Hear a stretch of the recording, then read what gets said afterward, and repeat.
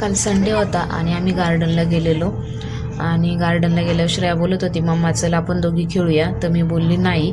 तर तिचे बाबा लगेच उठले खेळायला. आणि कसं असतं ना बाप लेकीचं प्रेम, मुलीसाठी बाबा लगेच उठले आणि दोघंजण खेळत होते. बराच वेळ खेळले. त्यानंतर आम्ही निघालो. जाताना मी म्हटलं का नाही का हे बोटिंग वगैरे चालू होतं, तर म्हटलं तुमच्यासाठी दाखवावं. ते गार्डन खरंच खूप छान आहे आणि आम्ही काही बोटिंग केलं नाही आणि तिथला हा व्ह्यू होता. तर असं हे गार्डन होतं आणि आम्ही खूप दिवसांनी गेल्यामुळे तिथे खूप चेंज झालेला होता. तर बऱ्यापैकी असं छान मस्त केलेलं होतं त्यांनी.